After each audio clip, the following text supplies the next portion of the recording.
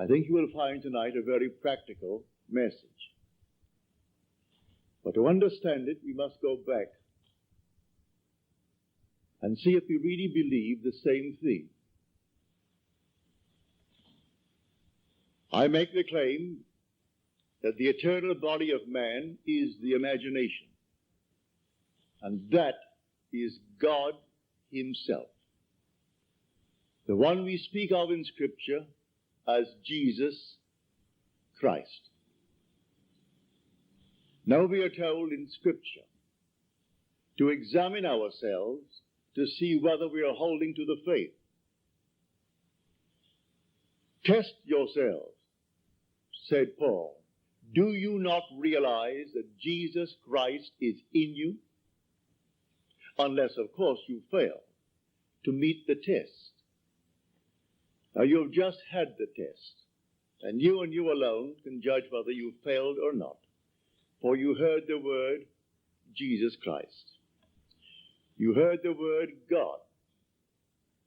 Now, if it conveyed the sense of an existent something outside of man, you failed the test. If when you hear the word God, or the word Jesus, or the word Christ, the word Lord, and the mind jumps to something outside of you, outside of man, you failed the test.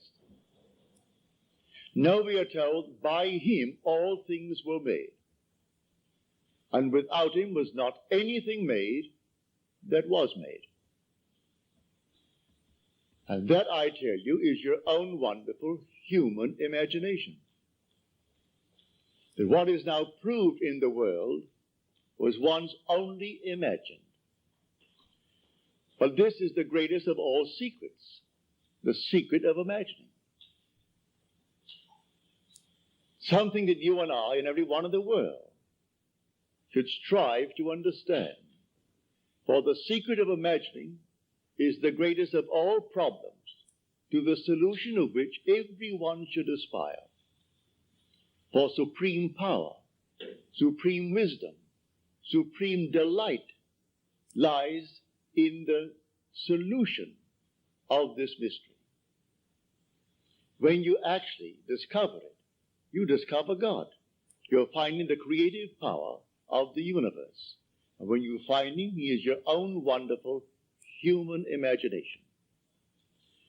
We can only really scratch the surface of this mystery. One, imagination, it seems, will do little for our wish until we have imagined the wish fulfilled. As Shakespeare said, it hath been taught us from the primal state that that which is was wished until it were. So you and I want something, and we define our objective, how to realize it. If this power is within us, then we are the operant power. We do not seek anyone on the outside. It's simply within us. Well, how do I operate? If I could put it in this simple little phrase, the subjective appropriation of the objective hope is the way to success. It's imagining as if it were true. What would the feeling be like if it were true? So I start from the feeling of the wish fulfilled. I must begin by feeling that I have already arrived. I have already achieved my goal. And catch the mood that would be mine if it were true. And then wear that mood. If I wear that mood as if it were true, I'll realize it in my world. A friend of mine who was here tonight, she thought that she had failed this past November in her visit to Pittsburgh. Friends of hers that she knew well, and they were a little bit down because of the seeming recession. One friend had worked for 27 years at Jones and Loughlin, one of the great big steel firms of our country. In the months of September and October, they let out 4,000 workers. He had to put in 3 years and 2 months to complete a 30-year service with the firm. After 30 years, he could retire at a very good, I would say, retirement fund. But he also had 6 more years to go for his Social Security. And they let out 4,000. And then it was rumored in the plant that they're going to close that plant. She reminded him of the use of imagination, which he had used with him successfully in her previous visit to Pittsburgh. Well, he laughed it off. Those things would have happened anyway. She reminded him of 6 distinct requests on his part that he thought he could not realize. Every one came to pass, as she reminded him. And then she took a vision of mine and explained it to him. She said, you know what I told you the last time? That Neville had a vision. Well, the Bible tells us that the depths of our own being speaks to us through the medium of dreams and vision. So here in this dream of mine, call it a dream if you will, it was just as real as this, I was taken in spirit into an enormous mansion. And here 3 generations were present, but one was invisible, and that was the grandfather.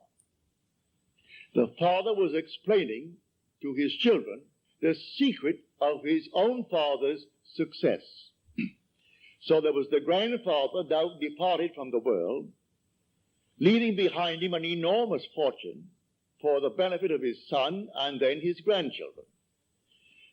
And so the father said to the children, grandfather used to say, while standing on an empty lot, I remember when this was an empty lot. Then he would paint a word picture so vividly of what he intended to do with that empty lot, that it ceased to be an empty lot, and you saw the structure that he intended to build. But he acted as though it was already a completed act. He began with the feeling of having arrived at his ideal for that empty lot. Then I woke on my bed, and I recalled the dream. And I knew that the depths of my own being had constructed that scene to instruct me.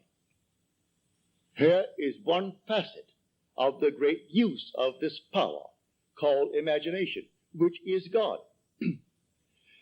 It was too early to rise, so I went back to sleep, and I redreamed the dream. This time, I am the grandfather. I am not the father telling the story. I am not an eavesdropper listening to the story as it was told in the original dream. I am now the grandfather. Then I would say to everyone, by standing on an empty lot, I remember when this was an empty lot. So she reminded him of this technique.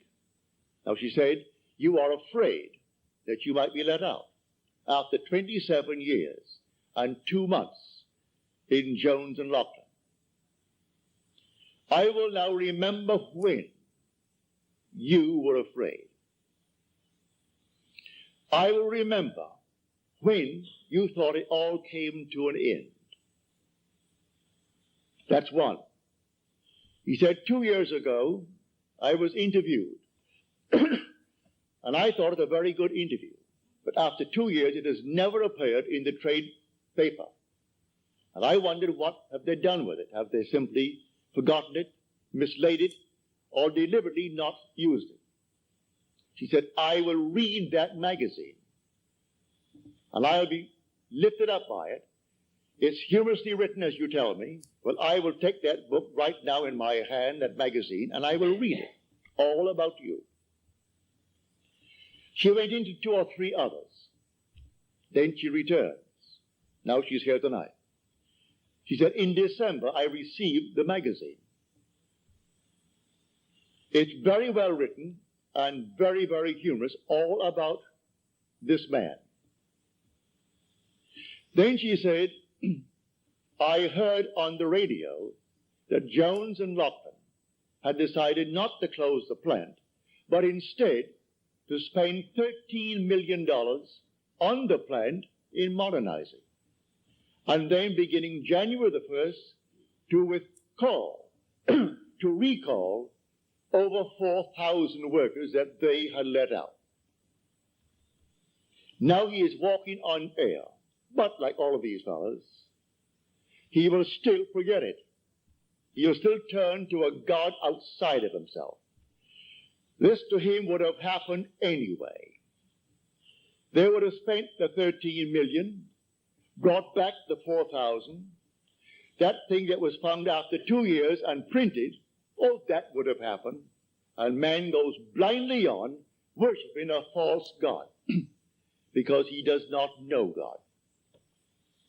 The only God is your own wonderful human imagination. The only name forever and forever that is his name is I am. So that is my name forever. So when you come to the people of Israel and they ask you what is his name, just simply say, I am. That is who I am. And by this name I shall be known throughout all generations. There is no other name. You cannot separate I am from yourself. That's your essential being. And when you say I am, you are all imagination. You cannot stick imagination on the outside and point to it.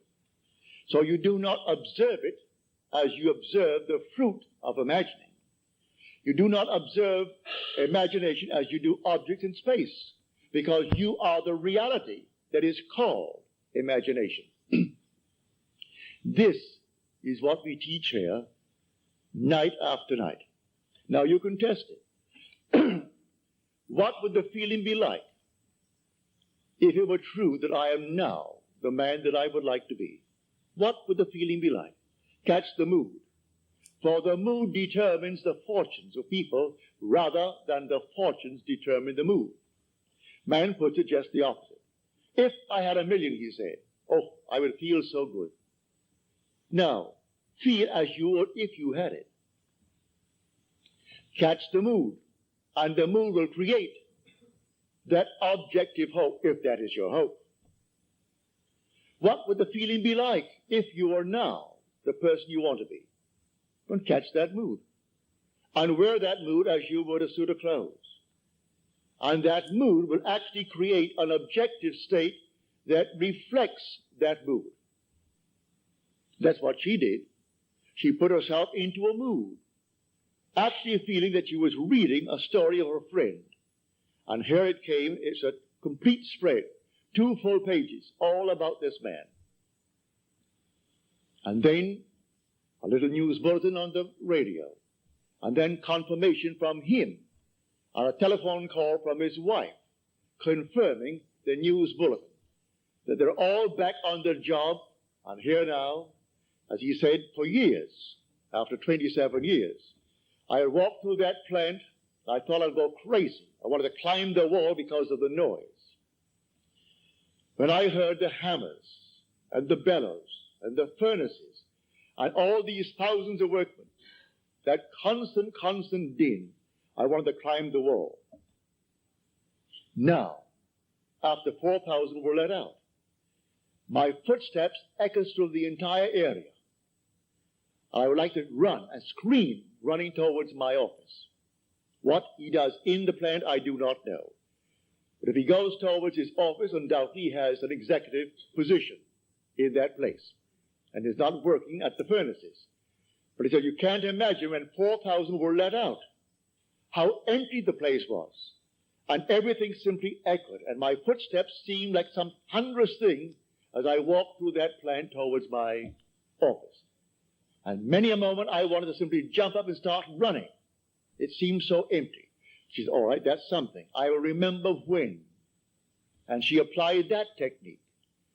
When your footsteps scared you and you wanted to run towards the office. Now it's the clangor all over again. So I tell you, I know from my own experience that these moods, you catch a mood, I could tell from the mood that possessed me through the day that I would meet a certain character. And I met that character. It may be someone I knew or some total stranger, but I could tell from the very mood that possessed me, I'm drawing into my world an affinity with that mood. You can catch a mood and create the world that is in harmony with the mood. Anyone can do it. In fact, you're doing it morning, noon, and night anyway. So when you turn to some external God, you are turning to a false God. There is no external God. Examine yourselves, said Paul, to see whether you are holding to your faith. Test yourselves. Do you not realize that Jesus Christ is in you? Unless indeed you fail to meet the test. You've just had the test. So if you think of some being on the outside, that I use the word Jesus Christ, you have the wrong Jesus Christ. For we are told by him all things were made. And without him was not anything made that is made. Look into the room. All this was once only imagined. The suits you wear, the dresses you wear, the hats you wear, everything here, the building, was once only conceived in the human imagination and then executed. And if all things were made by him, well, then I must come down to find out who he is. Well, I can't go beyond my own imagination. I know exactly what I imagined. I see the results. So I go back. All things made by him, yes, good, bad, and indifferent. He waits on me just as quickly and just as indifferently when the will in me is evil as when it is good. Is that in Scripture? You'll find it in Scripture. Read it in the book of Deuteronomy. I kill. I make alive. I wound. I heal. And none can deliver out of my hands. I am the Lord. Read it. Read that in the 32nd chapter of the book of Deuteronomy. There is no other God. I am the Lord your God, and besides me there is no other God. I am is that God.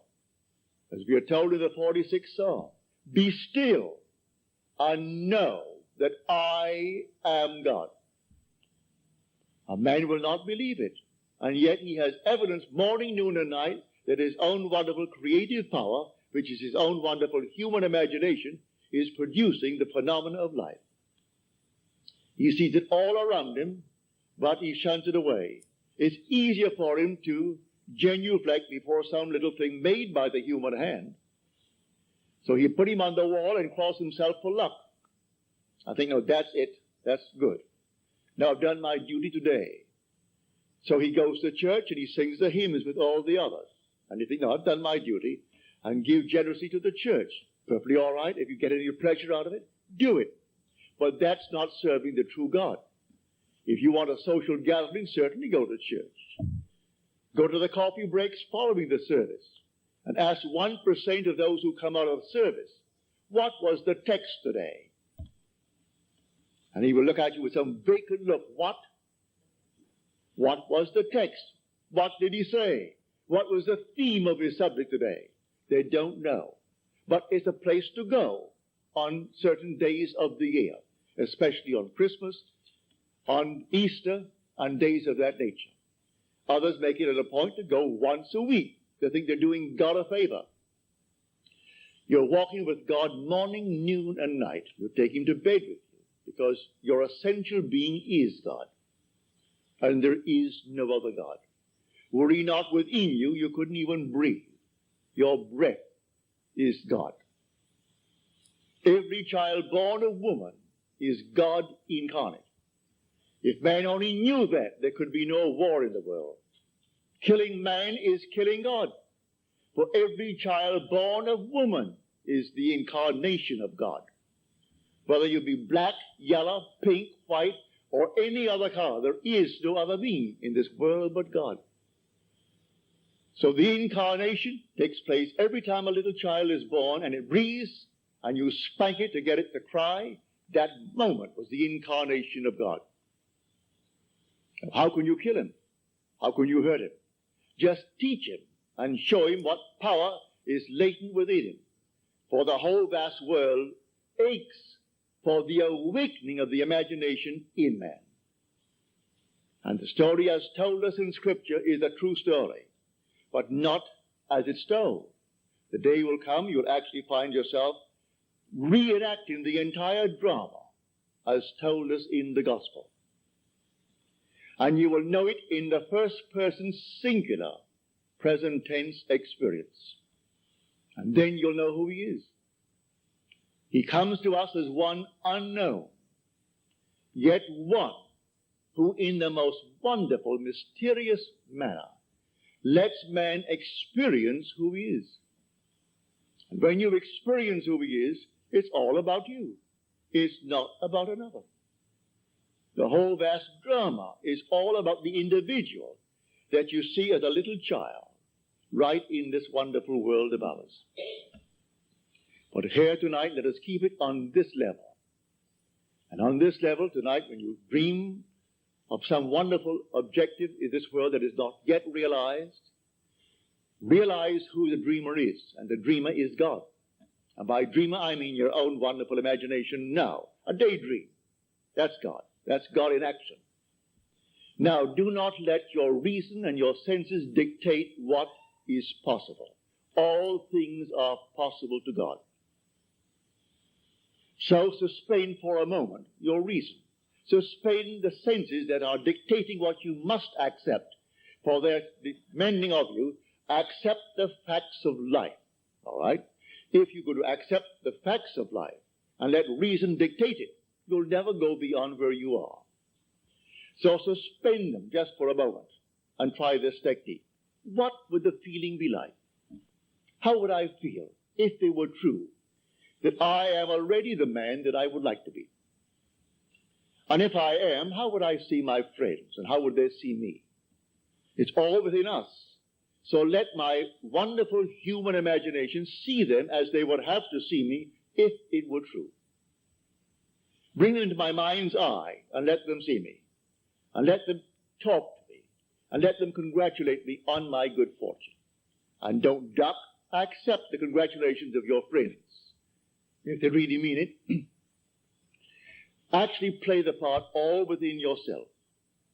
And then believe it 100%. As we are told in John's letter, the 5th chapter of his first epistle.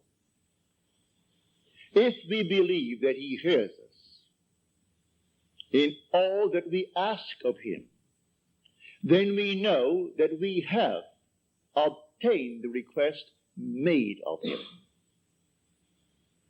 Well, if you get the right God, you have no doubts in your mind as to whether he heard you or not. For you know you heard it, and that's God. But if you're not quite sure that he heard it, because there are 3 billion talking to him, begging, well, then you may be not quite sure that he heard you. Maybe you don't think you're good enough, but you can't deny that you hear your own mind. You hear your own inner conversation. You hear your own inner speech. Well, if you know that one is God, well, then you are sure he heard you.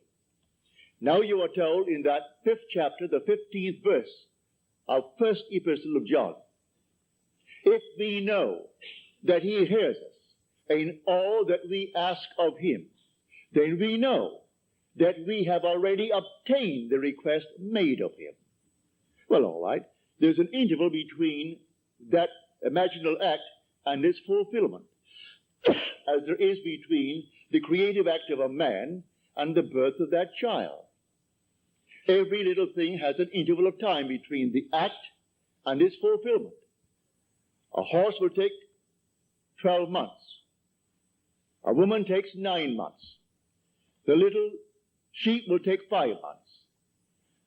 A chicken will take 21 days. There are intervals of time. So the Bible teaches every vision has its own appointed hour. It ripens it will flower. If it be late, then wait, for it is sure, and it will not be late. Different intervals of time. So it may take thee a longer time. In this case with this man, 2 months to bring back 4,000 who were unemployed. To put his mind at rest that he doesn't have now to feel that he's going to be fired. He can put in now the extra time.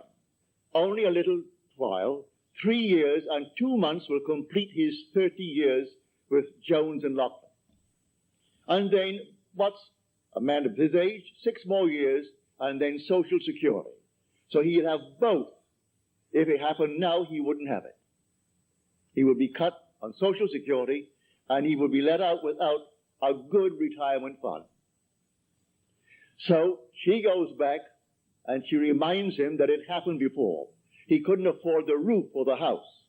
And she said, I will see the roof on the house. I remember when it needed a roof. And so she simply remembered, she told him, I recall telling you, I remember when it needed it. Well, soon after, something happened in his work.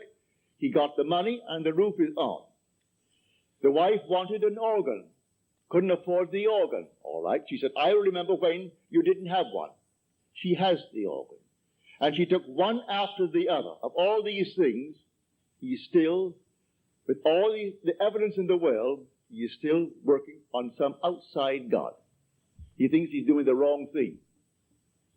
He feels that if perchance that man is simply a devil incarnate, and he's taken me from my real God, which means something external to himself that he fashions out of his own mind and fashions with his hand, because all these little nonsenses that we buy and stick them up as holy objects.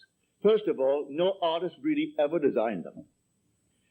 It's an offense to speak of an artist when you see these horrible monstrosities that we buy and stick around the place and call them religious objects.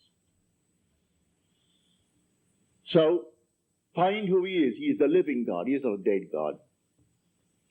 You want to read the 115th Psalm about the kind of gods that men worship. The whole psalm is devoted to the false god that the whole vast world worships. He has eyes, but he sees not. Ears, and he hears not. Feet, and he walks not. Hands, and he touches not. Just a dead thing made by human hands, when the living God is within man as his own wonderful human imagination. So I tell you that all that you behold, though it appears without, it is within, in your own wonderful human imagination, of which this world of mortality is but a shadow. All things exist in the human imagination. And everything you see as an objective reality was produced by imagining. Think of one thing. Just think of one thing that would simply deny it. You can't think of one thing. So you go to the moon. You first had to imagine it. Had to imagine everything concerning the machine that took you to the moon. Everything in the world first has to be imagined and then executed. All right.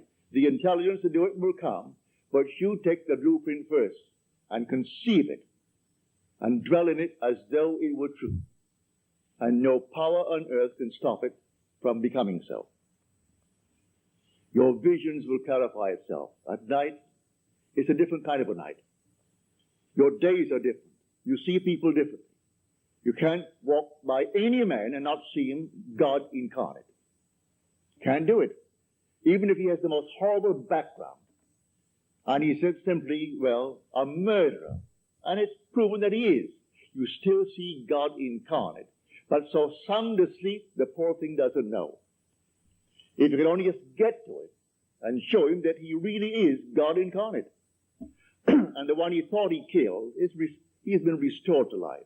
Not to the senses of man, but he is restored in a world just like this, terrestrial just like this. About his business, he continues his work until he too awakens from this dream of life. But all will awaken eventually. But why not start now? start now to tell man who he really is. God and man are one. Man is all imagination, and God is man, and exists in us and we in him.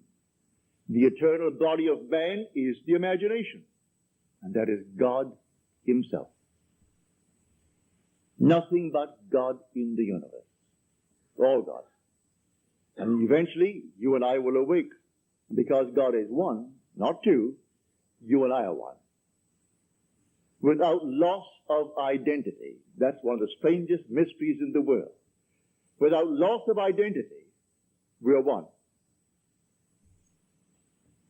I know that from my own personal experience. We are one. And yet, I am individualized. And you are individualized. And we tend forever and forever toward ever greater and greater individualization. And yet, we are one. And I will bring that out to the best of my ability as we proceed with these series of lectures. You will hear it. But tonight, if you're here for the first time and you want something practical, you apply what I've told you. First, have an objective. You must have an objective. You can't say, well, I don't know what I want. Well, all right. Come back the next time. Ask yourself, what would I like of life? Don't be ashamed to name it. What would I like of life? Well, then, try to get some objective. Now, prayer, as far as I'm concerned, is nothing more than the subjective appropriation of the objective hope. That is the way to success. I appropriate it subjectively. How do I appropriate a state subjectively? Well, suppose now, this very moment, I wanted a ball, an ordinary baseball. But there isn't a baseball in the room, all right? But I want one. I would actually assume that I am holding a baseball in my hand until I can feel it. You think you can't feel it? Well, now try it. Try to feel what it would be like if you held a baseball. Now, to prove that you have held it, see what it feels like, the difference now, a tennis ball. See any difference? All right, a golf ball. See any difference? A piece of silk. You feel any difference? If you can distinguish between these many objects, though they are subjective, then there must exist somewhere. If you can actually separate them in your mind's eye and distinguish between these objects, I can begin to feel, begin to sense, begin to smell a rose. Well, a rose doesn't smell or doesn't actually have the odor of another flower. I can detect the rose. Now a lily, an Easter lily. I can detect that. Well, what does it do? Well, I'm going to get them. Someone will think of Neville and send him a flower. And it's going to be the flower that I'm going to actually feel and touch and smell. It works that way. Money has an odor. It's unlike any odor in the world. It's more fragrant to the miser than the most marvelous perfume in the world.